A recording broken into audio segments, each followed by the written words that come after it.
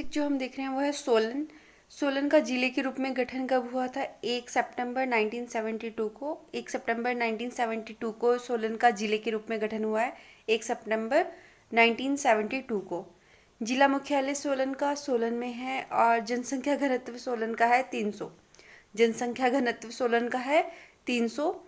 साक्षरता दर है सोलन की 83.68%। साक्षरता दर सोलन की कितनी है? 83.68%। साक्षरता दर 83.68%।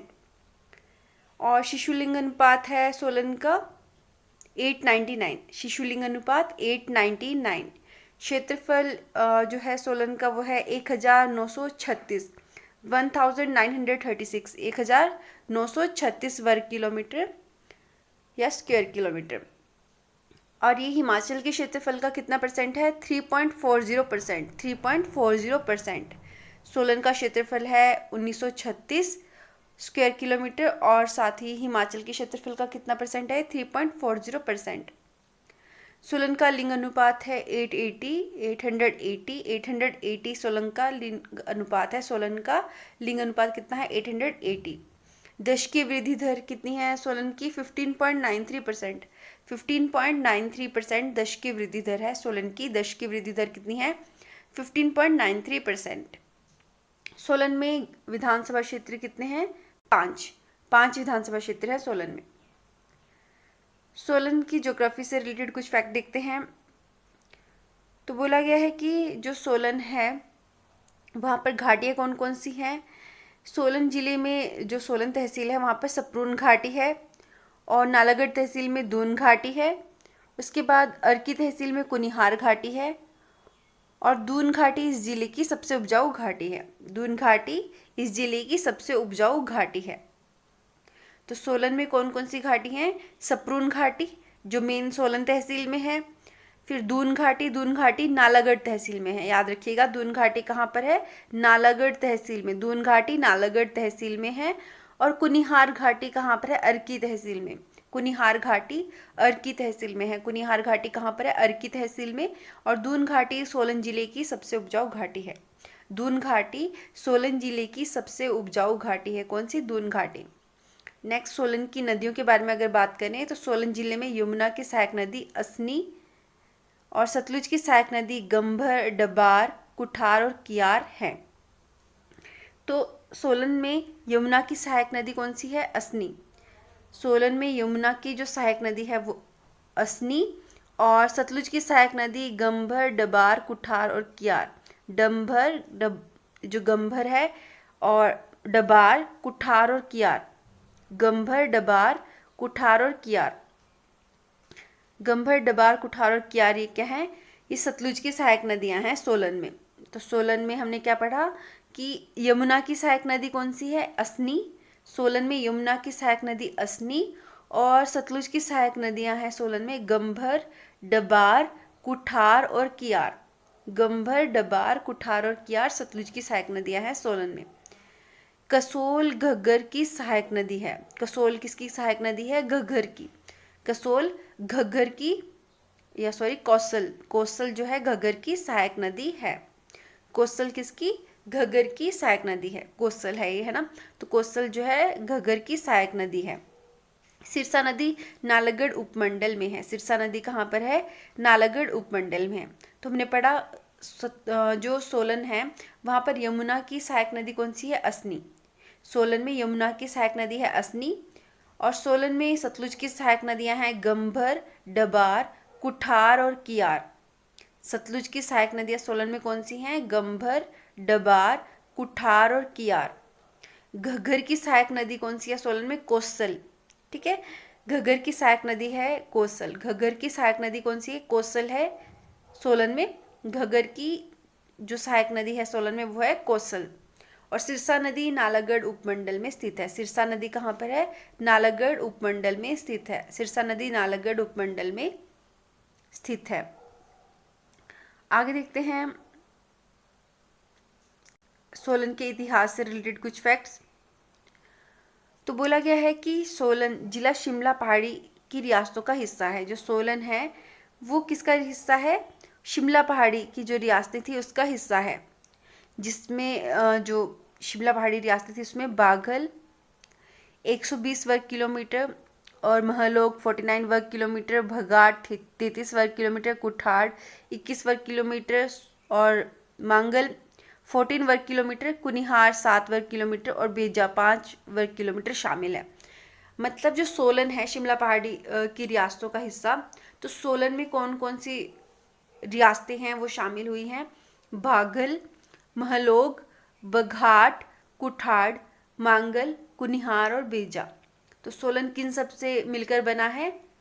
बाघल, महलोग, बघाट, कुठाड़, मांगल, कुनिहार और बेजा।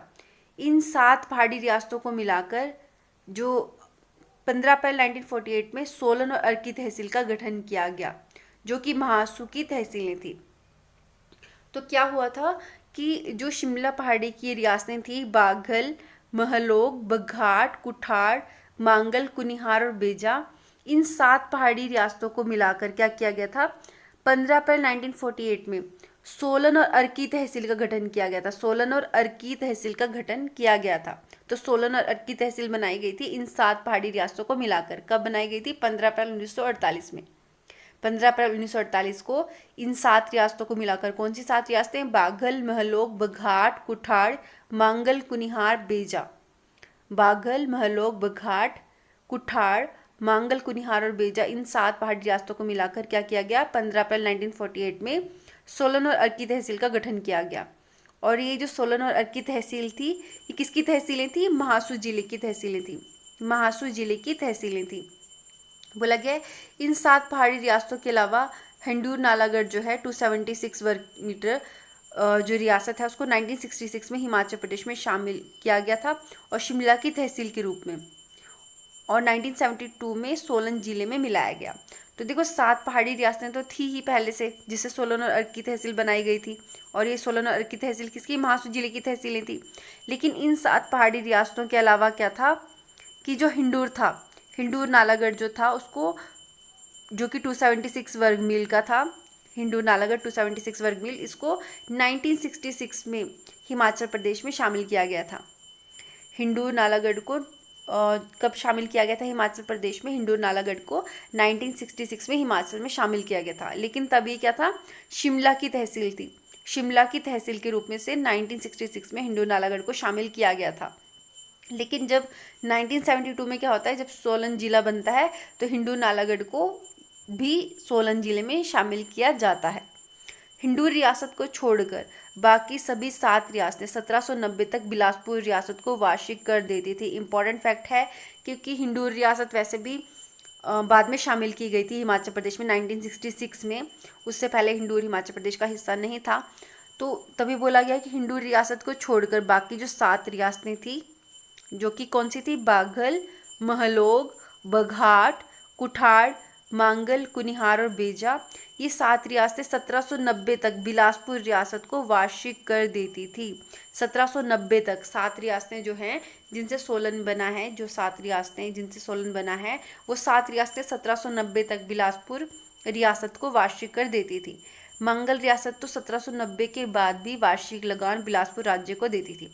और यदि हम मांगल रियासत की बात करें तो ये तो 1790 के बाद भी वार्षिक लगान बिलासपुर राज्य को देती थी। इस तरह से पूछा जा सकता है कि जो सोलन जिले की 7 पहाड़ी रियासतें थी वो कब तक बिलासपुर राज्य को कर देती थी? तो 1790 तक देती थी वार्षिक कर। और 1790 के बाद उनमें से कौन कंटिन्यू कर देती रही? वो थी मांगल। लेकिन सोलन में से जो हिंडूर रियासत थी वो उसको छोड़कर बाकी सब रियासतें कर देती थी, हिंडूर रियासत नहीं देती थी। अब हम 1 बाय 1 जो सोलन ज़िले में रियासतें हैं शामिल की गई उनको पढ़ते हैं, क्योंकि सोलन की हिस्ट्री इन्हीं रियासतों की हिस्ट्री से मिलकर बनेगी। तो पहले है बघाट रियासत। बघाट रियासत से रिलेटेड अगर हम इम्पोर्टेंट फैक्ट देखें तो बोला गया है कि सोलन शहर और कसौली बघाट रियासत का हिस्सा थे। जो मेन सोलन शहर है और जो कसौली है वो बघाट रियासत का हिस्सा थे। तो बघाट रियासत का हिस्सा क्या था? सोलन शहर और कसौली। तो पूछा जा सकता है कि कसौली किस रियासत का हिस्सा था? तो कसौली बघाट रियासत का हिस्सा था। कसौली बघाट रियासत का हिस्सा था। कसौली किसका हिस्सा था? बघाट रियासत का हिस्सा था। बघाट का क्या अर्थ होता है? बहुघाट, अर्थात बहुत से दर्रे या घाट। तो बघाट रियासत के बारे में क्या दिया गया है कि बघाट रियासत के जो हिस्से थे वो सोलन शहर और कसौली, ये बघाट रियासत के हिस्से थे। सोलन शहर और कसौली बघाट रियासत के हिस्से थे। बघाट का अर्थ क्या होता है? बहुघाट, अर्थात बहुत से घाट। बघाट का अर्थ क्या होता है? बहुघाट या फिर बहुत से घाट। आप इस तरह से ध्यान रखिएगा कि कसौली किस रियासत का हिस्सा था? तो बघाट का। सोलन शहर किस रियासत का हिस्सा था? बघाट का। ठीक है, सोलन शहर भी और कसौली भी, ये दोनों बघाट के हिस्से थे। और बघाट का अर्थ क्या होता है? बहुत सारे दर्रे या फिर घाट। अगर हम स्थापना की बात करें तो बघाट रियासत की स्थापना धारनागिरी, दक्षिण भारत से आए पंवार राजपूत बसंत पाल या फिर हरिचंद पाल ने की थी। तो बघाट रियासत के संस्थापक का नाम क्या याद रखना है आपको? इनका नाम है बसंत पाल या फिर हरिचंद पाल। बसंत पाल या फिर हरिचंद पाल। बघाट रियासत के संस्थापक कौन है? बसंत पाल या फिर हरिचंद पाल। बघाट रियासत के संस्थापक हैं हरिचंद पाल या फिर बसंत पाल। तो बघाट रियासत में एक तो हमने दो इम्पोर्टेंट जगह याद रखनी है कि सोलन शहर और कसौली जो थे वो बघाट रियासत का पार्ट थे। सोलन शहर और कसौली बघाट रियासत का हिस्सा थे। सोलन शहर और कसौली किसका हिस्सा थे? बघाट रियासत का हिस्सा थे। और बघाट का अर्थ क्या होता है? बहुत सारे दर्रे या फिर घाट। फिर हमने पढ़ा कि जो बघाट है उसकी स्थापना किसने की थी? बसंत पाल या हरिचंद पाल ने की थी। बघाट रियासत की स्थापना किसने की थी?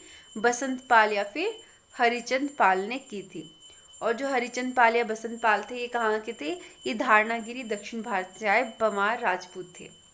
बघाट रियासत की स्थापना करने वाले जो थे वो थे धारनागिरी दक्षिण भारत से आए पवार राजपूत। धारनागिरी दक्षिण भारत से आए पवार राजपूत। धारनागिरी दक्षिण भारत से आए पवार राजपूत बसंत पाल या हरिचंद पाल जो कि बघाट के संस्थापक थे। राणा इंद्रपाल ने रियासत का नाम बघाट रखा था। इंपॉर्टेंट फैक्ट है कि बघाट रियासत का जो नाम है बघाट, वो किसने रखा था? राणा इंद्रपाल ने। राणा इंद्रपाल ने रियासत का नाम क्या रखा था? बघाट रखा था। राणा इंद्रपाल ने। राणा इंद्रपाल ने क्या किया? रियासत का नाम क्या रखा? बघाट रखा। राणा इंद्रपाल ने जो रियासत थी उसका नाम बघाट रखा। बघाट रियासत बिलासपुर से 1790 में स्वतंत्र हुई। तो बघाट रियासत बिलासपुर से 1790 में स्वतंत्र हुई। बघाट रियासत बिलासपुर से 1790 में स्वतंत्र होती है।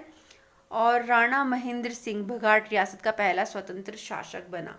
राणा महेंद्र सिंह बघाट रियासत का पहला स्वतंत्र शासक बना। राणा महेंद्र सिंह क्या बनता है? बघाट रियासत का पहला स्वतंत्र शासक। तो हमने क्या क्या पढ़ा कि जो सोलन शहर है और जो कसौली है ये किस रियासत के हिस्से थे? बघाट के। पहला क्वेश्चन यहीं से बन सकता है कि सोलन शहर और कसौली किस रियासत के हिस्से थे? तो बघाट के हिस्से थे। बघाट का अर्थ होता है बहुत से दर्रे और घाट। फिर बोला जा सकता है कि बघाट रियासत की स्थापना किसने की थी? तो ये धारनागिरी यानी दक्षिण भारत से आए पंवार राजपूत थे। धारनागिरी दक्षिण भारत से आए पंवार राजपूत, उन्होंने जो है बघाट रियासत की स्थापना की थी, जिनका नाम था बसंत पाल या फिर हरिचंद पाल। हरिचंद पाल या बसंत पाल के नाम से जानते हैं जिन्होंने बघाट रियासत की स्थापना की थी। हरिचंद पाल या बसंत पाल, दोनों ही नाम करेक्ट होंगे, जो भी ऑप्शन में मिल जाएगा आपको। तो बघाट रियासत की स्थापना हरिचंद पाल या बसंत पाल ने की थी। धारनागिरी दक्षिण भारत से आए थे और ये पंवार राजपूत थे। बोला गया है कि जो बघाट का नाम है किसने रखा है? राणा इंद्रपाल ने। तो राणा इंद्रपाल ने रियासत का नाम बघाट रखा। तो राणा इंद्रपाल इंपॉर्टेंट है। राणा इंद्रपाल जो थे, राणा इंद्रपाल, इन्होंने रियासत का नाम क्या रखा? बघाट रखा। उसके बाद है कि कब बघाट रियासत बिलासपुर से कब स्वतंत्र हुई, कब आज़ाद हुई बिलासपुर से बघाट रियासत? 1790 में। हमने पढ़ा ना कि 1790 तक सारे के सारे बिलासपुर को टैक्स देते थे, वार्षिक लगान देते थे। तो 1790 में क्या होती है? बघाट रियासत बिलासपुर से स्वतंत्र होती है। उसके बाद है राणा महेंद्रपाल जो थे बघाट रियासत के पहले स्वतंत्र शासक थे। पहले स्वतंत्र शासक कौन थे बघाट रियासत के? थे राणा महेंद्रपाल। राणा महेंद्र सिंह जो थे, राणा महेंद्र सिंह बोल सकते हो आप इनको, ये बघाट रियासत के पहले स्वतंत्र शासक थे। राणा महेंद्र सिंह बघाट रियासत के पहले स्वतंत्र शासक थे। कौन? राणा महेंद्र सिंह। राणा महेंद्र सिंह बघाट रियासत के पहले स्वतंत्र शासक बने थे। राणा महेंद्र सिंह बघाट रियासत के पहले स्वतंत्र शासक बने थे। अब देखते हैं बघाट से रिलेटेड कि ब्रिटिशर्स का क्या रोल रहा है यहाँ पर। तो राणा महेंद्र सिंह जो थे कि 1839 में बिना किसी संतान के मृत्यु हो गई, जिसके बाद जो रियासत है ब्रिटिश सरकार के नियंत्रण में आ गए। तो जो राणा महेंद्र सिंह थे, राणा महेंद्र सिंह जो बघाट रियासत के पहले स्वतंत्र शासक थे, इनकी क्या होती है 1839 में बिना किसी संतान के मृत्यु हो जाती है, और राणा महेंद्र सिंह की मृत्यु के बाद जो ब्रिटिश सरकार है उनके अधीन क्या जाती है, बघाट रियासत आ जाती है। राणा महेंद्र सिंह के बाद राणा विजय सिंह बघाट का शासक बना। बाद में जाकर जो है राणा महेंद्र सिंह के बाद राणा विजय सिंह को बघाट का शासक बना दिया जाता है। राणा विजय सिंह को बघाट का शासक बनाया जाता है, राणा विजय सिंह को। 1849 में विजय सिंह की मृत्यु के बाद इनकी विजय सिंह की भी मृत्यु 1849 में हो जाती है, और ये भी बिना किसी पुत्र के। तो 1849 में जो राणा विजय सिंह थे इनकी मृत्यु भी हो जाती है 1849 में, 10 वर्ष बाद ही। जब राणा महेंद्र सिंह की मृत्यु हुई थी 1839 में, उसके 10 साल के बाद 1849 में जो राणा विजय सिंह थे इनकी मृत्यु हो जाती है। इनकी मृत्यु भी बिना किसी पुत्र के होती है। तो बघाट रियासत लॉर्ड डलहौजी की लैप्स की नीति के तहत अंग्रेजों के अधीन आ गई। अब इन्होंने क्या किया, लॉर्ड डलहौजी की लैप्स की नीति के तहत बघाट रियासत को इन्होंने अपने अधीन ले लिया। लॉर्ड डलहौजी ने बघाट रियासत को लैप्स की नीति के तहत अंग्रेजों ने अपने अधीन ले लिया था, लॉर्ड डलहौजी ने। और ये लिया था इन्होंने 1850, इसका ईयर मिलता है डिफरेंट बुक्स में 1850 में। तो उसके बाद बोला गया है कि राणा उमेद सिंह को 1862 ईस्वी में 13 वर्ष के बाद गद्दी प्राप्त हुई, जब वह मृत्युशैया पर था। तो राणा उमेद सिंह को ये क्या करते हैं, बाद में 1862 में 13 वर्ष के बाद, मतलब जब ये गद्दी छीनते हैं इनके राजाओं से, बघाट के राजाओं से, लैप्स की नीति के तहत जब ये अपने अंडर लाते हैं इसको, बघाट को, तो उसके बाद 13 वर्ष के बाद क्या होता है, इनको 1862 में जो राणा उमेद सिंह हैं इनको वापस गद्दी प्राप्त होती है, राणा उमेद सिंह को 1862 में, जब वो मृत्युशैया पर होते हैं। तो इनको 1862 में राणा उमेद सिंह को गद्दी प्राप्त होती है ब्रिटिशर्स से। उमेद सिंह के बाद राणा दिलीप सिंह गद्दी पर बैठे। उमेद सिंह के बाद कौन बैठते हैं, राणा दिलीप सिंह गद्दी पर बैठते हैं। उमेद सिंह के बाद राणा दिलीप सिंह गद्दी पर बैठते हैं। उन्होंने बघाट रियासत की राजधानी बोध से सोलन बदली। इंपॉर्टेंट है, राणा दिलीप सिंह इन्होंने क्या किया था, इन्होंने बघाट रियासत की जो राजधानी थी वो बोझ से सोलन बदली थी। जो राणा उमेद सिंह के बाद राणा दिलीप सिंह आते हैं, वो क्या करते हैं, राणा दिलीप सिंह क्या करते हैं, जो राजधानी है बघाट रियासत की राजधानी वो बोझ से सोलन बदलते हैं। राणा दिलीप सिंह ने क्या किया था, जो बघाट रियासत है उसकी राजधानी बोझ से कहाँ स्थानांतरित की थी, सोलन स्थानांतरित की थी। बोझ से सोलन स्थानांतरित की थी किसने, राणा दिलीप सिंह ने। तो राणा दिलीप सिंह ने क्या किया, जो बघाट रियासत की राजधानी क्या बनाई थी, सोलन बनाई थी, बोझ से बदलकर। उसके बाद है दुर्गा सिंह इंपॉर्टेंट राजा हुए हैं बघाट रियासत के। तो क्योंकि जो राणा दिलीप सिंह की मृत्यु के बाद जब 1911 में राणा दिलीप सिंह की मृत्यु होती है, तो राणा दुर्गा सिंह बघाट रियासत के अंतिम शासक बनते हैं। तो राणा दुर्गा सिंह अंतिम शासक भी हैं बघाट रियासत के। तो सोलन या बघाट के दरबार हॉल में, जब सोलन में दरबार हॉल हुआ था, तो उसमें 26 जनवरी 1948 को हिमाचल प्रदेश का नामकरण किया गया था, जिसकी अध्यक्षता राजा दुर्गा सिंह ने की थी। तो जो दरबार हॉल हुआ था सोलन में दरबार हॉल का आयोजन किया गया था, सोलन बघाट में के दरबार हॉल में जो आयोजन किया गया था 26 जनवरी 1948 को, तो उसमें हिमाचल प्रदेश का नामकरण किया गया। और इसकी अध्यक्षता किसने की थी, बघाट के राजा दुर्गा सिंह ने 26 जनवरी 1948 को जो हिमाचल प्रदेश का नामकरण करने के लिए एक सभा हुई थी सोलन में बघाट में दरबार हॉल में, उसका अध्यक्षता किसने की थी, बघाट के राजा दुर्गा सिंह ने, जो कि अंतिम राजा थे बघाट के। नेक्स्ट है बाघल रियासत यानी अर्की। तो बाघल रियासत के बारे में देखते हैं, स्थिति इसकी क्या थी। बाघल रियासत के उत्तर में मांगल, पूर्व में धामी और कुनिहार, और पश्चिम में हिंडोर नालागढ़ और दक्षिण में अम्बाला स्थित था। स्थापना की अगर बात करें तो बाघल रियासत की स्थापना उज्जैन के पवार राजपूत अजय देव ने की थी। तो बाघल रियासत की स्थापना किसने की थी, उज्जैन के पवार राजपूत अजय देव ने की थी। बाघल रियासत की स्थापना उज्जैन के पवार राजपूत अजय देव ने की थी। बाघल रियासत गंभर नदी के आसपास स्थित थी। तो बाघल जो रियासत थी वो किस नदी के आसपास थी, गंभर नदी के बाघल रियासत गंभर नदी के आसपास स्थित थी। बाघल रियासत की राजधानी कौन कौन सी रही हैं? सैरी, ढूंढन, डुंगली और डारला। सैरी, ढूंढन, डुगली और डारला, ये बाघल रियासत की राजधानियां रही हैं। इससे इस तरह से क्वेश्चन आ सकता है कि इनमें से कौन सी कभी बाघल रियासत की राजधानी नहीं रही।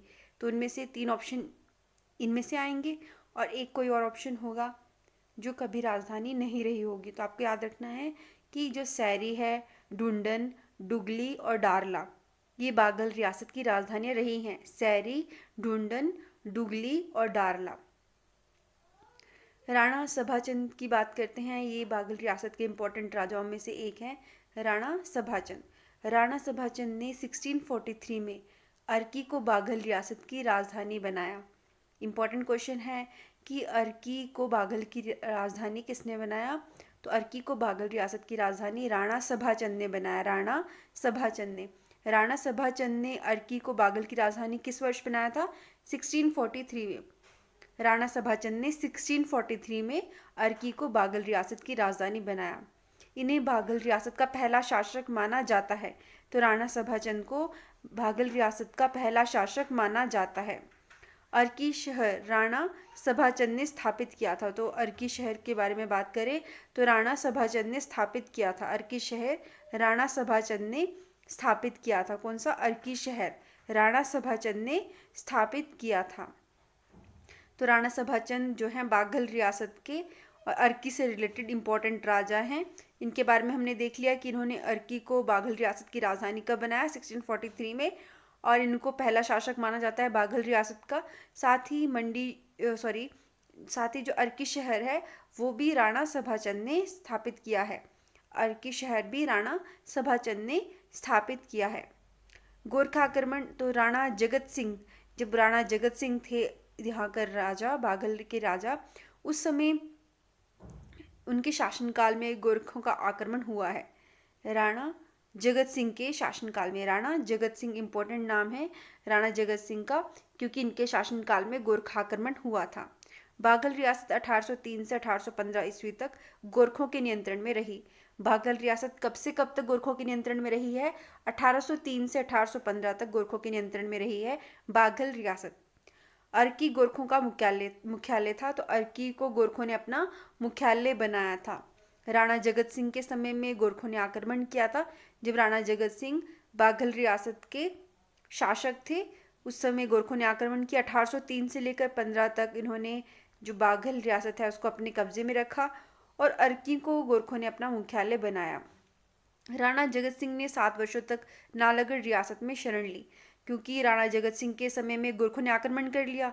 तो इस कारण क्या हुआ कि 7 वर्ष तक जो राणा जगत सिंह है उन्हें कहाँ पर शरण लेनी पड़ी? नालागढ़ रियासत में।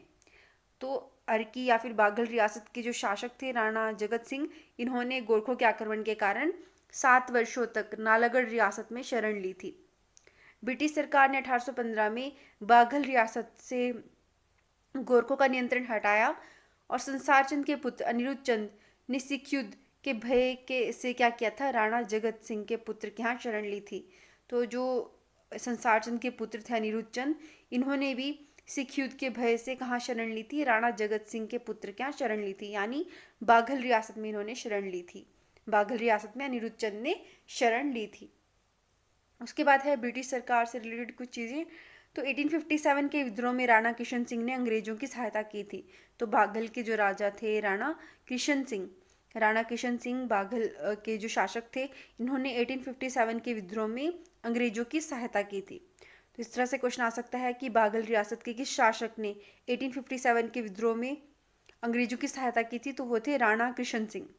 या राणा किशन सिंह जिन्होंने अंग्रेजों की सहायता की थी 1857 के विद्रोह में, वो कहाँ के शासक थे? तो बाघल रियासत के शासक थे राणा किशन सिंह।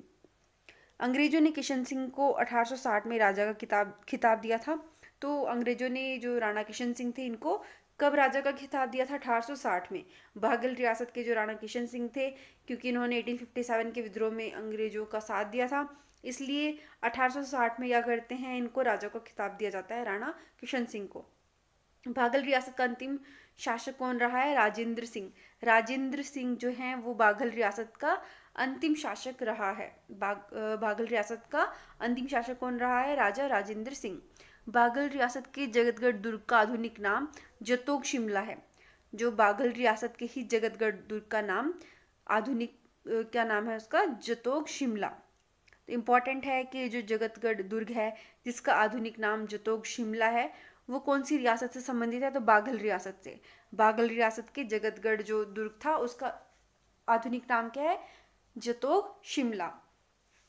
नेक्स्ट रियासत देखते हैं जो सोलन के अंडर आती है, वो है कुनिहार रियासत। कुनिहार रियासत की स्थापना जम्मू अखनूर से आए अभोजदेव ने की थी।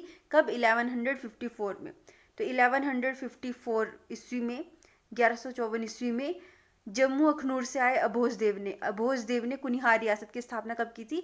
1154 में। 1154 ईस्वी में, 1154 ईस्वी में जो अभोजदेव थे उन्होंने कुनिहार रियासत की स्थापना की थी। अभोजदेव ने कुनिहार रियासत की स्थापना की थी कब? 1154 में। कहाँ से आए थे? जम्मू अखनूर से। कुनिहार रियासत की राजधानी हारकोटी थी। कुनिहार रियासत की राजधानी इंपॉर्टेंट है, हारकोटी। कुनिहार रियासत की राजधानी याद रखिएगा, हारकोटी थी। या इस तरह से भी क्वेश्चन आ सकता है, हारकोटी किस रियासत की राजधानी थी? तो कुनिहार रियासत की। तो कुनिहार रियासत की राजधानी क्या थी? हारकोटी। गोरखा युद्ध के समय मगनदेव रियासत के शासक थे। तो गोरखा युद्ध के समय कुनिहार रियासत के शासक कौन थे? मगनदेव। गोरखा युद्ध के समय जो मगनदेव थे वो कुनिहार रियासत के शासक थे। गोरखा युद्ध के समय कौन शासक थे? कुनिहार रियासत के मगनदेव।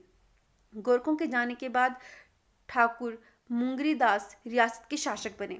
जब गोरखे जो थे वो चले गए उसके बाद कौन शासक बने थे? ठाकुर मुंगरी दास रियासत के शासक बने थे। राव हरदेव सिंह कुनिहार के अंतिम शासक थे। राव हरदेव सिंह इंपॉर्टेंट हैं ये क्योंकि कुनिहार के अंतिम शासक थे। राव हरदेव सिंह कुनिहार के अंतिम शासक थे। तो कुनिहार रियासत में क्या क्या इंपॉर्टेंट फैक्ट दिए गए हैं कि कुनिहार रियासत की स्थापना 1154 में किसने की थी? अभोजदेव ने। कहाँ से आए थे? जम्मू अखनूर से। और कुनिहार रियासत की राजधानी मोस्ट इंपॉर्टेंट है हारकोटी। तो हारकोटी कुनिहार रियासत की राजधानी थी। और गोरखा युद्ध के समय, गोरखा आक्रमण के समय रियासत के शासक, कुनिहार रियासत के शासक कौन थे? मगनदेव थे। और गोरखों के जाने के बाद ठाकुर मुंगरी दास को शासक बनाया गया था कुनिहार रियासत का। और कुनिहार रियासत के अंतिम शासक, कुनिहार रियासत के अंतिम शासक भी इंपॉर्टेंट है, ये थे राव हरदेव सिंह। राव हरदेव सिंह कुनिहार रियासत के अंतिम शासक थे, राव हरदेव सिंह। नेक्स्ट रियासत है कुठाड़ रियासत। तो कुठाड़ रियासत के बारे में देखते हैं। कुठाड़ रियासत की जो स्थापना है किश्तवाड़ कश्मीर से आए सूरज चंद ने की थी। कुठाड़ रियासत की स्थापना किसने की थी? किश्तवाड़ कश्मीर से आए सूरज चंद ने। तो सूरज चंद का नाम यहाँ पर इंपॉर्टेंट है। सूरज चंद ने कुठाड़ रियासत की स्थापना की है। सूरज चंद ने कुठाड़ रियासत की स्थापना की है और किश्तवाड़ कश्मीर से आए हैं। कुठाड़ रियासत की स्थापना किसने की है? सूरज चंद ने। 1815 से पूर्व कुठाड़ जो था हंडूर और बिलासपुर की जागीर रही है। ये भी इंपॉर्टेंट है कि कुठाड़ किसकी जागीर रही है? हंडूर और बिलासपुर की। 1815 से पूर्व, 1815 से पहले की अगर बात करें तो जो कुठाड़ थी वो हंडूर और बिलासपुर की जागीर रही थी। कुठाड़ 1815 से पूर्व किसकी जागीर रही थी? हंडूर और बिलासपुर की। हंडूर मतलब नालागढ़ और बिलासपुर या फिर कहलूर भी बोल सकते हैं। तो इसकी जागीर रही थी कुठाड़ रियासत। गोरखा आक्रमण के समय कुठाड़ रियासत क्योंथल की जागीर थी। अगर गोरखा आक्रमण के समय की बात करें तो उसके समय ये जो कुठाड़ थी वो क्योंथल की जागीर थी। गोरखा आक्रमण के समय कुठाड़ किसकी जागीर थी? क्योंथल की जागीर थी। गोरखा आक्रमण के समय कुठाड़ रियासत क्योंथल की जागीर थी। उस समय कुठाड़ का शासक कौन था? गोपाल चंद। गोपाल चंद शासक था जिस समय गोरखों ने आक्रमण किया था और कुठाड़ उस समय क्योंथल की जागीर थी। तो शासक कौन था कुठाड़ का? उस वक्त गोपाल चंद था जिसने गोरखा आक्रमण के समय मनी माजरा में शरण ली थी। मनी माजरा में गोपाल चंद ने शरण ली थी। तो जब गोरखों ने आक्रमण किया था उस समय शासक था गोपाल चंद। और उस समय कुठाड़ जो रियासत थी किसके अधीन थी? क्योंथल के अधीन थी। क्योंथल की जागीर थी कुठाड़ रियासत जब गोरखों ने आक्रमण किया था। और गोपाल चंद जो यहाँ के शासक थे गोरखा आक्रमण के समय कुठाड़ रियासत के, वो क्या करते हैं? मनी माजरा में शरण लेते हैं। ब्रिटिश सरकार ने 1815 में कुठाड़ को गोरखा नियंत्रण से मुक्त करवाकर राणा भूप सिंह को सनद प्रदान की थी। तो राणा भूप सिंह का नाम इंपॉर्टेंट है क्योंकि इनको सनद मिली थी 1815 में, जब गोरखों से कुठाड़ रियासत को रिहा किया गया था, मुक्त किया गया था। तो उस समय राणा भूप सिंह को सनद प्रदान की गई थी। अंग्रेजों के द्वारा किसे सनद प्रदान की गई कुठार रियासत की? राणा भूप सिंह को। राणा भूप सिंह को सनद प्रदान की गई कुठार रियासत की गोरखों को भगाने के बाद। क्योंथल का हिस्सा रहे सबाथू की को बाद में कुठार रियासत में मिला दिया गया। तो क्योंथल का जो हिस्सा रहा था सबाथू, उसे बाद में कुठार रियासत में मिला दिया गया था। सबाथू को कुठार रियासत में मिला दिया गया था। क्योंथल का हिस्सा रहे सबाथू को बाद में कुठार रियासत में मिला दिया था। सबाथू किले का निर्माण गोरखों ने करवाया, जिसमें 1816 में ब्रिटिश सरकार ने पहली सैन्य चौकी स्थापित की। इंपॉर्टेंट है कि सबाथू किले का निर्माण किसने कराया था? गोरखों ने कराया था। तो सबाथू किले का निर्माण गोरखों ने कराया था, जिसमें बाद में 1816 में ब्रिटिश सरकार ने अपनी पहली सैन्य चौकी स्थापित की थी। तो ब्रिटिश सरकार ने अपनी पहली सैन्य चौकी 1816 में ब्रिटिश सरकार ने अपनी पहली सैन्य चौकी कहाँ स्थापित की थी? सबाथू किले में, जो कि गोरखों द्वारा बनवाया गया था। नेक्स्ट जो रियासत है वो है महलोग रियासत। तो महलोग रियासत से रिलेटेड फैक्ट देखते हैं। महलोग रियासत की स्थापना अयोध्या से आए वीरचंद ने की थी। तो महलोग रियासत की स्थापना किसने की थी? अयोध्या से आए वीरचंद ने की थी। महलोग रियासत की स्थापना अयोध्या से आए वीरचंद ने की थी। वीरचंद ने शुरू में पट्टा गांव में रहने लगे। तो वीरचंद क्या करा? शुरू में उन्होंने पट्टा गांव में रहने लगे और उसे अपनी राजधानी बनाया। उत्तम चंद ने सिरमौर के राजा से हारने के बाद महलोग रियासत की राजधानी 1612 में कोटधारसी में स्थानांतरित की। इंपॉर्टेंट है कि उत्तम चंद जो थे उन्होंने सिरमौर के राजा से हारने के बाद क्या किया था? महलोग रियासत की राजधानी 1812 में कोटधारसी में स्थानांतरित की। तो 1612 में जो कोटधारसी को राजधानी किसने बनाया था? उत्तम चंद ने। तो जो उत्तम चंद होते हैं महलोग रियासत के शासक उत्तम चंद। महलोग रियासत के शासक उत्तम चंद। महलोग रियासत के शासक उत्तम चंद ने क्या किया था? 1612 में कोटधारसी को अपनी राजधानी बनाया था। महलोग रियासत के शासक किसने? उत्तम चंद ने। महलोग रियासत के शासक उत्तम चंद ने क्या किया था? इन्होंने 1612 में कोटधारसी को अपनी राजधानी बनाया था और ये उन्होंने सिरमौर के राजा से हारने के बाद किया था। 1612 में कोटधारसी को अपनी राजधानी बनाया था किसने? उत्तम चंद ने। कहाँ के राजा ने? महलोग रियासत। तो महलोग की राजधानी कोटधारसी कब बनी? 1612 में। किसने बनाई? उत्तम चंद ने। नेक्स्ट है महलोग क्योंथल रियासत की जागीर थी। जो महलोग थी ये भी क्योंथल की जागीर थी। महलोग क्योंथल की जागीर थी। जिस तरह से कुठाड़ जो थी वो क्योंथल की जागीर थी, गोरखा आक्रमण के समय कुठाड़ भी क्योंथल की जागीर थी, वैसे ही महलोग भी क्योंथल की जागीर थी। गोरखा आक्रमण के समय क्या होता है? महलोग रियासत 1803 से लेकर 1815 तक गोरखों के नियंत्रण में रही। इस दौरान महलोग के शासक कौन थे? ठाकुर संसार चंद ने हंडूर के राजा रामशरण सिंह के यहाँ शरण ली थी। तो गोरखा आक्रमण के समय जो यहाँ पर महलोग के शासक थे उनका नाम था ठाकुर संसार चंद। ठाकुर संसार चंद, ये कांगड़ा वाले संसार चंद नहीं है, उनसे कंफ्यूज मत कीजिएगा इसको। तो ठाकुर संसार चंद होते हैं महलोग रियासत के जो शासक होते हैं। इनको कहाँ शरण लेनी पड़ी? गोरखा आक्रमण के कारण हंडूर के राजा रामशरण के यहाँ शरण ली थी इन्होंने। गोरखा आक्रमण के कारण जो ठाकुर संसार चंद थे, कहाँ के? महलोग रियासत के। महलोग रियासत के ठाकुर संसार चंद जो थे, महलोग रियासत के ठाकुर संसार चंद जो थे, उन्होंने हिंदूर के राजा रामशरण के यहाँ शरण ली थी। रामशरण के यहाँ शरण ली थी किसने? महलोग के शासक संसार चंद ने, ठाकुर संसार चंद ने। ब्रिटिश सरकार ने 1815 ईस्वी में महलोग को गोरखा आक्रांताओं से स्वतंत्रता दिलाई और स्वतंत्र सनद प्रदान की। ब्रिटिश नियंत्रण ठाकुर संसार चंद ने 1849 में मृत्यु के बाद दिलीप चंद गद्दी पर बैठा। तो क्या हुआ था कि ठाकुर संसार चंद की 1849 में मृत्यु हो गई। उसके बाद उनके जो दिलीप चंद होते हैं वो गद्दी पर बैठते हैं। रघुनाथ चंद ने को ब्रिटिश सरकार ने राणा का खिताब दिया था। महलोग रियासत के जो शासक होते हैं रघुनाथ चंद को ब्रिटिश सरकार ने राणा का खिताब दिया था। रघुनाथ चंद के पुत्र दुर्गा सिंह को 1902 ईस्वी में ब्रिटिश सरकार ने ठाकुर का खिताब दिया था। तो दुर्गा सिंह जो होते हैं, रघुनाथ चंद को राणा का दिया, दुर्गा सिंह को किसका दिया? ठाकुर का खिताब दिया था।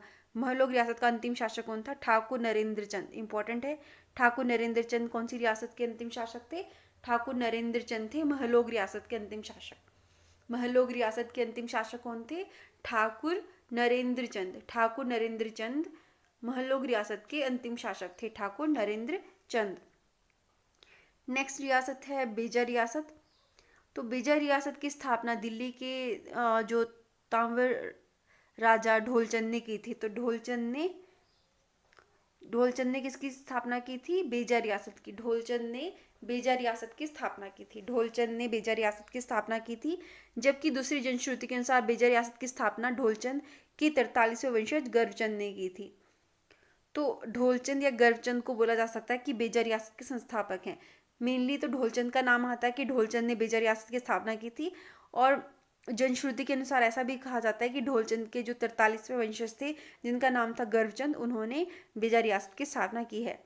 बेजा रियासत बिलासपुर कहलूर के अधीन थी। तो बेजा रियासत किसके अधीन थी? बिलासपुर कहलूर के अधीन थी। बेजा रियासत बिलासपुर कहलूर के अधीन थी।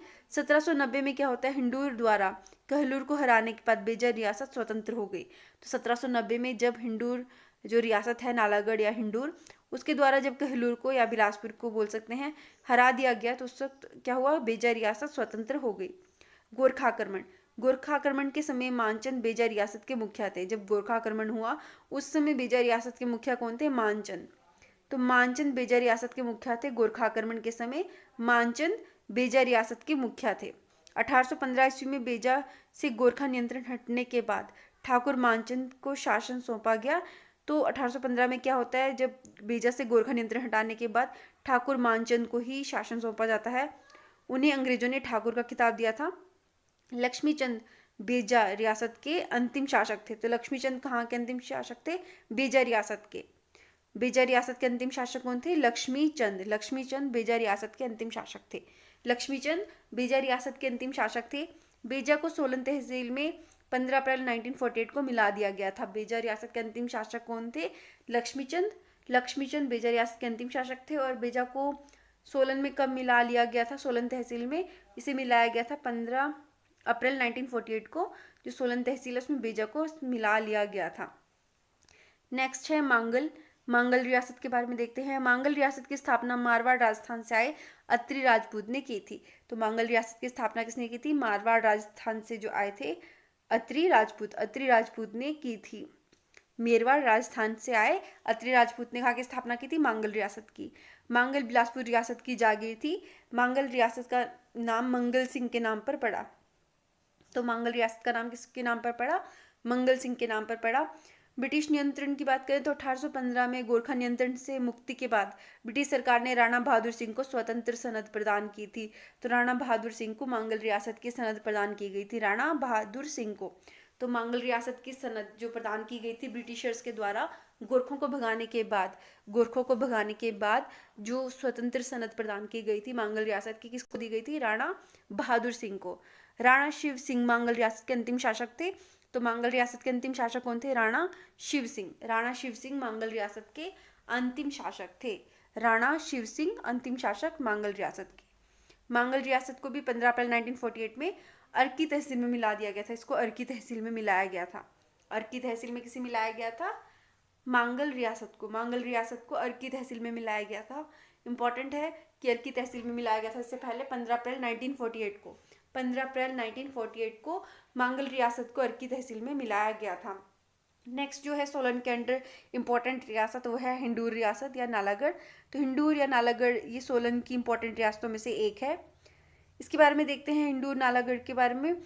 तो स्थापना कैसे हुई थी? हिंडूर रियासत की स्थापना 1100 ईस्वी में अजय चंद ने, या अजीत चंद भी कहीं जगह नाम दिया जाता है, तो अजय चंद ने 1100 ईस्वी में की थी हिंडूर रियासत की स्थापना। कब? 1100 ईस्वी में। 1100 ईस्वी में अजय चंद ने हिंडूर रियासत की स्थापना की थी 1100 ईस्वी में। जो कहलूर के राजा कहालचंद का बेटा था। कहलूर के राजा कहालचंद का बेटा अजय चंद जो था, कहलूर के राजा कहालचंद का बेटा था अजय चंद, उसने 1100 ईस्वी में हिंडूर रियासत की स्थापना की। हिंडूर रियासत कहलूर रियासत की प्रशाखा थी। हिंडूर रियासत किसकी प्रशाखा थी? कहलूर रियासत की प्रशाखा थी।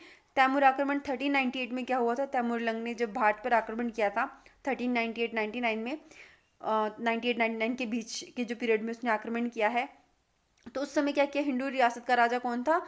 राजा आलमचंद था। तो आलमचंद ने तैमूरलंग की मदद की थी, जिसके बदले में तैमूरलंग ने उसके राज्य को, मतलब हिंडूर नालागढ़ को कोई भी हानि नहीं पहुंचाई।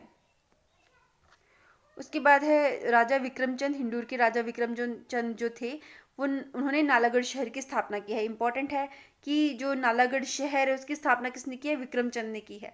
विक्रमचंद ने नालागढ़ शहर की स्थापना की है। हिंडूर नालागढ़ के जो शासक हुए हैं विक्रमचंद, इन्होंने नालागढ़ शहर की स्थापना की है। नालागढ़ शहर की स्थापना किसके द्वारा की गई है? विक्रमचंद के द्वारा। विक्रमचंद ने नालागढ़ को हिंदू रियासत की राजधानी भी बनाया। तो विक्रमचंद ने पहले क्या किया? नालागढ़ की स्थापना की। नालागढ़ शहर की स्थापना किसने की? विक्रमचंद ने। और इसी नालागढ़ शहर को बनाने के बाद विक्रमचंद ने क्या किया? इसे राजधानी बना दिया हिंदू रियासत की। नेक्स्ट राजा है रामचंद। रामचंद ने रामगढ़ का किला बनाया। रामचंद ने राम शहर में अपनी ग्रीष्मकालीन राजधानी बनाया। तो रामचंद ने एक तो रामगढ़ का किला बनाया अपने ही नाम पर। रामचंद ने अपने नाम पर क्या किया? रामगढ़ का किला बनाया। और अपने ही नाम पर राम शहर को अपनी ग्रीष्मकालीन राजधानी बनाया। राम शहर को अपनी ग्रीष्मकालीन राजधानी बनाया था हिंदू नालागढ़ के शासक रामचंद ने। राजा अजमेर चंद। राजा अजमेर चंद ने अजमेरगढ़ का किला बनाया। अजमेर चंद ने अजमेरगढ़ का किला बनाया। नेक्स्ट है राजा रामशरण। राजा रामशरण के बारे में भी हमने बहुत जगह जिक्र अब तक देख लिया है। तो राजा रामशरण के बारे में देखते हैं। हिंदू नालागढ़ के राजा राजा रामशरण ने संसार चंद का साथ दिया था। तो एक तो उन्होंने संसार चंद का साथ दिया था, ठीक है। और साथ ही उन्होंने 1790 में कहलूर रियासत को हराकर फतेहपुर, रतनपुर और बहादुरपुर किले को छीन लिया था। राजा रामशरण ने क्या किया? 1790 में कहलूर रियासत को हराया था। कब हराया था कहलूर रियासत को? राजा रामशरण ने 1790 में। और किस किस जगह को छीन लिया था इन्होंने? फतेहपुर को, रतनपुर को, बहादुरपुर को। फतेहपुर, रतनपुर और बहादुरपुर को छीन लिया था। गोरखा आक्रमण के समय राजा रामशरण ने 3 वर्ष तक रामशहर किले में छिपना पड़ा। तो उन्हें रामशरण को क्या करना पड़ा? गोरखा आक्रमण के समय 3 वर्ष तक रामशहर किले में छिपना पड़ा। 1804 में गोरखों ने रामशहर पर कब्जा कर लिया। राजा रामशरण जो थे संसार चंद के घनिष्ठ मित्र थे। राजा रामशरण ने प्लासी के किले होशियारपुर में 10 वर्षों तक शरण ली। इंपॉर्टेंट है कि राजा रामशरण ने बाद में क्या किया? जो प्लासी का किला था, कहाँ पर? होशियारपुर में, वहाँ पर 10 वर्षों तक शरण ली थी। राजा रामशरण ने प्लासी के किले में, जो कि होशियारपुर में था, वहाँ पर 10 वर्षों तक शरण ली थी। राजा रामशरण के समय हिंदूर में पहाड़ी, जो हिंदूर में पहाड़ी थी कांगड़ा चित्रकला का विकास हुआ था। हिंदूर में जो पहाड़ी या फिर कांगड़ा चित्रकला का विकास हुआ था राजा रामशरण के समय में। राजा रामशरण ने डेविड डॉक्टर लोनी के साथ मिलकर हिंदूर से 1814 ईस्वी में गोरखाओं को उनको निकाल दिया था। तो राजा रामशरण ने डेविड डॉक्टर लोनी के साथ मिलकर 1814 में गोरखाओं को निकाला था। गोरखा सेनापति अमर सिंह थापा ने हिंदूर रियासत के जो मलोन किला था वहाँ पर 15 मई 1815 ईस्वी में आत्मसमर्पण किया था। तो हिंदूर रियासत का ही जो मलोन किला था, हिंदूर या हंडूर रियासत का जो किला था, इम्पोर्टेंट है मलोन किला, वहाँ पर इन्होंने आत्मसमर्पण किया था।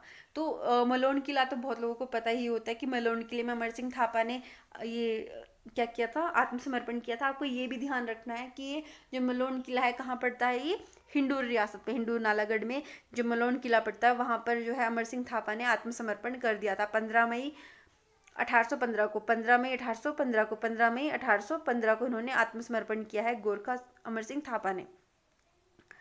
राजा रामशरण की 1848 में मृत्यु हो गई। राजा रामशरण के बाद राजा विजय सिंह 1848 से लेकर 57 तक राजा बना। कौन? राजा विजय सिंह। राजा विजय सिंह।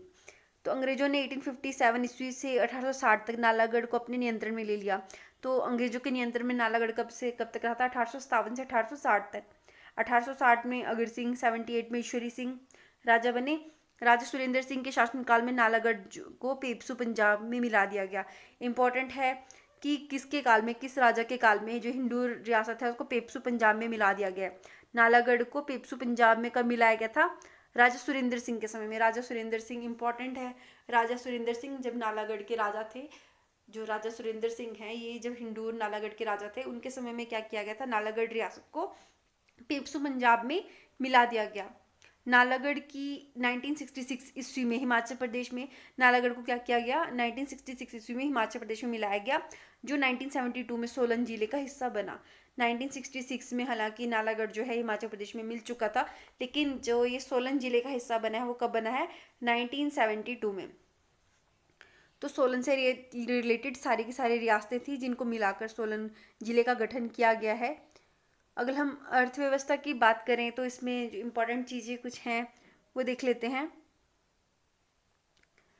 तो बोला गया है मोहन मिकिंग जो ब्रिवरी है वो कहाँ पर है? 1855 में बनाई गई थी। ये सोलन में स्थापना की गई है इसकी। बद्दी हिमाचल प्रदेश में सबसे बड़ा औद्योगिक शहर बोला जाता है इसे, बद्दी हिमाचल प्रदेश को, ये भी सोलन में है। सोलन को खुम्बो की या मशरूम सिटी कहा जाता है इसे, खुम्बो की नगरी, खुम्ब नगरी या फिर मशरूम सिटी बोला जाता है। और राष्ट्रीय मशरूम अनुसंधान संस्थान है यहाँ पर। दाड़ला घाट में अंबुजा सीमेंट फैक्ट्री है। सोलन के दाड़ला घाट में अंबुजा सीमेंट की फैक्ट्री है। दाड़ला घाट में अंबुजा सीमेंट की फैक्ट्री है। जिले के गठन की बात करें तो 15 अप्रैल 1948 को 15 अप्रैल 1948 को बघाट, बाघल, कुनिहार, महलो, कुठाड़, बेजा और मांगल रियासत, जो कि सोलन और अर्की तहसील के रूप में महासू जिले का हिस्सा थे। तो बोला गया है कि जो बघाट, बाघल, कुनिहार, महलोग, कुठाड़, बेजा और मांगल रियासतें जो हैं ये महासू जिले का हिस्सा थे ये, और सोलन और अर्की भी तहसील के रूप में महासू जिले का हिस्सा थे। जबकि नालागढ़ रियासत पेप्सू, पटियाला और पूर्वी पंजाब राज्य संघ जो था उसका हिस्सा था। नालागढ़ जो है ये पेप्सू का हिस्सा था। इसको बोलते हैं पेप्सू को पटियाला और पूर्वी पंजाब राज्य संघ। पेप्सू का मतलब है पटियाला और पूर्वी पंजाब राज्य संघ। नालागढ़ अंबाला जिले की तहसील था। नालागढ़ किस जिले की तहसील था? इंपॉर्टेंट है, अंबाला जिले की तहसील था। नालागढ़ अंबाला जिले की तहसील था। नालागढ़ और कंडाघाट को शिमला जिले के हिस्से के रूप में 1 नवंबर 1966 ईस्वी में हिमाचल प्रदेश में मिलाया गया। तो नालागढ़ को और कंडाघाट को शिमला जिले के हिस्से के रूप में 1 नवंबर 1966 को हिमाचल प्रदेश में मिलाया गया। बाद में जो बोला गया कि नालागढ़, कंडाघाट, अर्की, सोलन को मिलाकर 1 सितंबर 1972 को सोलन जिले का गठन किया गया। 1 सितंबर 1972 को सोलन जिले का गठन किया गया। किसको मिलाकर? नालागढ़, कंडाघाट, अर्की, सोलन। नालागढ़, कंडाघाट, अर्की और सोलन। नालागढ़, कंडाघाट, अर्की और सोलन को मिलाकर सोलन जिले का गठन 1 सितंबर 1972 को किया गया।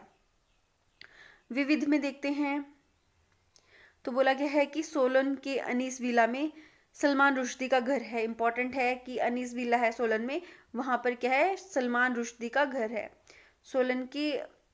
सोलन में जो अनीस विला है, अनीस विला, वहाँ पर सलमान रुश्दी का घर है। सोलन के अनीस विला में, अनीस विला जगह आपको याद रखनी है, वहाँ पर किसका घर है? सलमान रुश्दी का। तो ऐसे भी पूछ सकते हैं कि हिमाचल में किस स्थान पर सलमान रुश्दी का घर है? सोलन में जो अनीस विला जगह है वहाँ पर। सोलन में जो नौणी में वाईएस परमार बागवानी और वानिकी विश्वविद्यालय है, तो नौणी जो जगह है सोलन की, वहाँ पर वाईएस परमार बागवानी और वानिकी विश्वविद्यालय है, जिसकी स्थापना 1985 में की गई थी। कसौली में सनावर में लॉरेंस स्कूल है, जिसकी स्थापना 1847 में की गई है सर हेनरी लॉरेंस के द्वारा। 1847 में कसौली के सनावर में लॉरेंस स्कूल खोला गया है सर हेनरी लॉरेंस के द्वारा 1847 में। कंडाघाट में महिला पॉलिटिकल संस्थान है, कंडाघाट में, और कुनिहार में नवोदय स्कूल है। चायल की जो महाराजा पटियाला भूपिंदर सिंह की ग्रीष्मकालीन राजधानी था। इंपॉर्टेंट है कि चायल जो महाराजा पटियाला भूपिंदर सिंह की ग्रीष्मकालीन राजधानी था। चायल महाराजा पटियाला भूपिंदर सिंह की ग्रीष्मकालीन राजधानी था। चायल जो है महाराजा पटियाला भूपिंदर सिंह की ग्रीष्मकालीन राजधानी था। यहाँ पर विश्व का सबसे ऊंचा क्रिकेट ग्राउंड है, मिलिट्री स्कूल है, वन प्रशिक्षण विद्यालय है। कसौली में सीआरआई केंद्रीय अनुसंधान संस्थान है।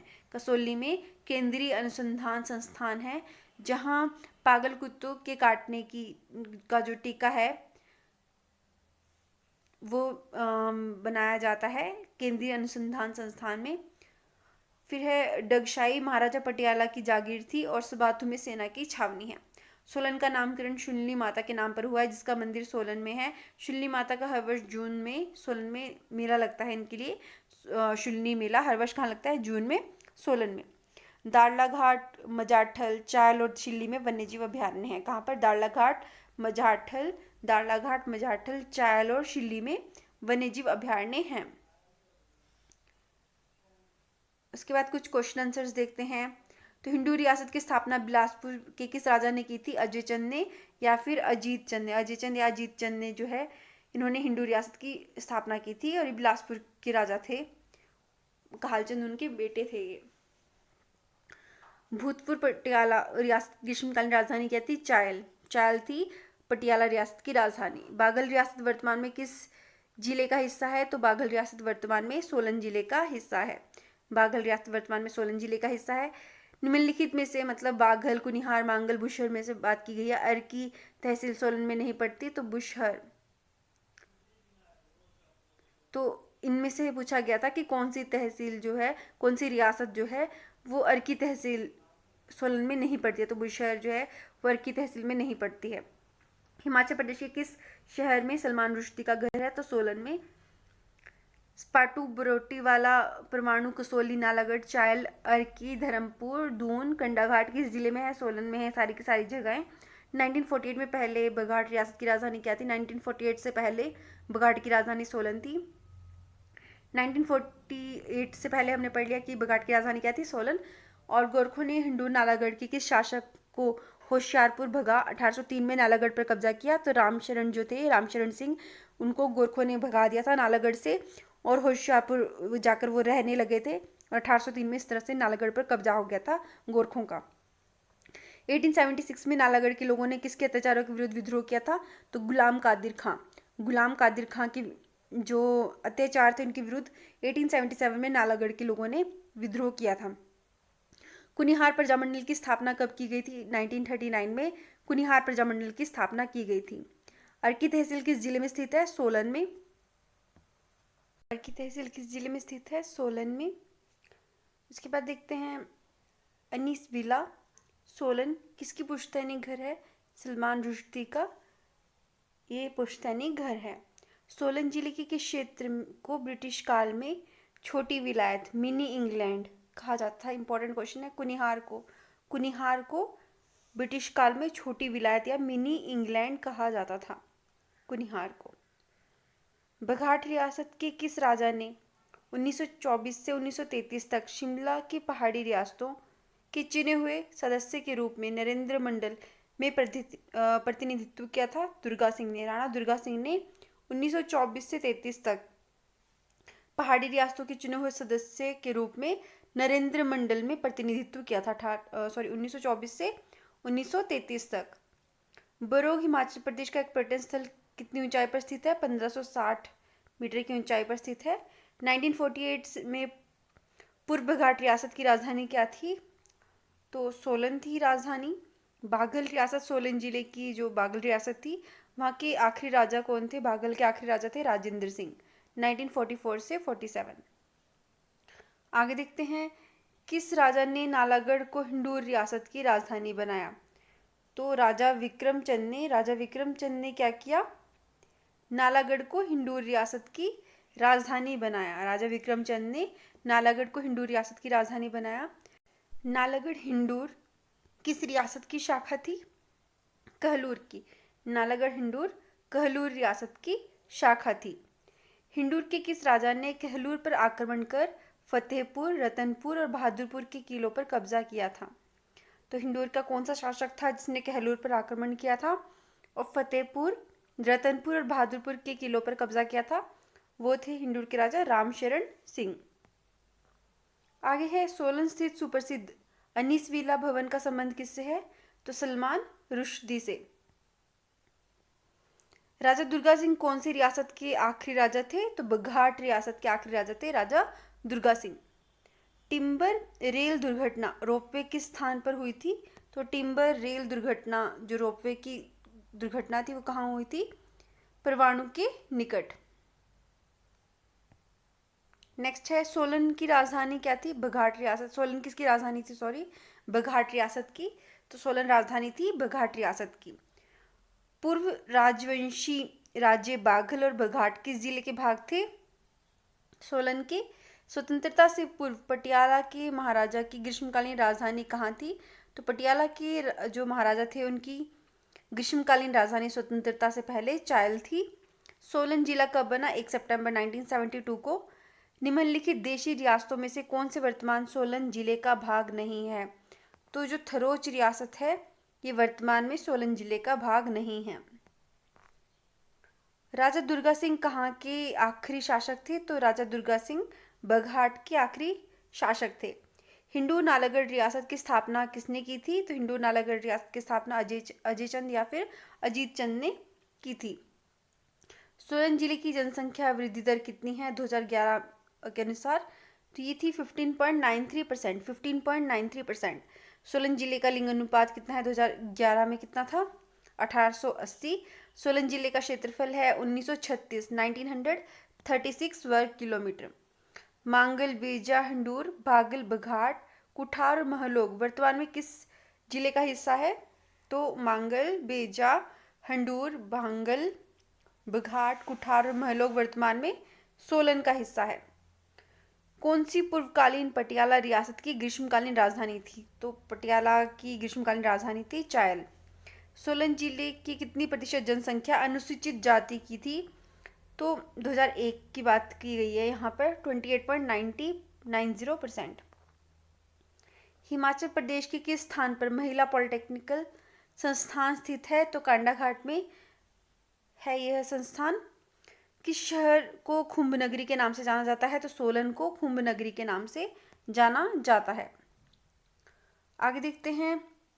तो बोला गया है कि सोलन जिले में कितनी विधानसभा सीटें हैं? तो 5 विधानसभा सीटें हैं सोलन में। 1966 में हिमाचल प्रदेश में पंजाब से मिलने से पूर्व कंडाघाट पंजाब के किस जिले का हिस्सा था? तो जो कंडाघाट था वो पंजाब के, वर्तमान में जो ये जिला है ये हरियाणा में है, उसका हिस्सा था, जो कि है अम्बाला। तो अम्बाला उस वक्त पंजाब के अंडर था और कंडाघाट इसी अम्बाला का हिस्सा था हिमाचल में मिलने से पहले, 1966 से पहले। तो 1966 में हिमाचल प्रदेश में मिलने से पहले जो कंडाघाट था वो पंजाब में अम्बाला जो जिला था उसका हिस्सा था। अब अम्बाला हरियाणा में है। हिंडूर, नालागढ़ और भागलपुर में किस राज्य की जागीरें रही हैं? तो बिलासपुर की। हिंडूर, नालागढ़ की बात करें या फिर भागल की बात करें तो पूर्व में बिलासपुर की जागीरें रही हैं। महलोग रियासत की स्थापना किसने की है?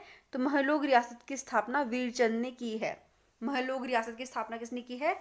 वीरचंद ने। नेक्स्ट है कुठाड़ की स्थापना किसने की है? कुठाड़ की स्थापना की है सूरजचंद ने। कुठाड़ रियासत की स्थापना सूरजचंद ने की है। कुनिहार रियासत की स्थापना 1154 में किसने की थी? तो अभोज देव ने की थी कुनिहार रियासत की स्थापना 1154 में। हिमाचल प्रदेश की पहाड़ी रियासतें जो कि लॉर्ड डलहौजी ने लैप्स की नीति के द्वारा अंग्रेज साम्राज्य में मिलाई थी वो थी बघाट। बघाट रियासत को लॉर्ड डलहौजी ने लैप्स की नीति के तहत अपने राज्य में मिला लिया था। सबाथू कस्बा पूर्व में किस रियासत का भाग था? तो सबाथू जो कस्बा है ये पूर्व में बघाट का भाग था। भागल रियासत की स्थापना किसने की थी? तो भागल रियासत की स्थापना अजय देव ने की थी। भागल रियासत की स्थापना किसने की थी? अजय देव ने। महात्मा गांधी ने कब धर्मपुर, सोलन, हिमाचल प्रदेश का भ्रमण किया और भाषण दिया? 1939 में। इंपॉर्टेंट क्वेश्चन है कि महात्मा गांधी ने कब धर्मपुर जगह है सोलन में, हिमाचल के सोलन में जो धर्मपुर जगह है वहां पर महात्मा गांधी ने कब भ्रमण किया और भाषण दिया था? 1939 में।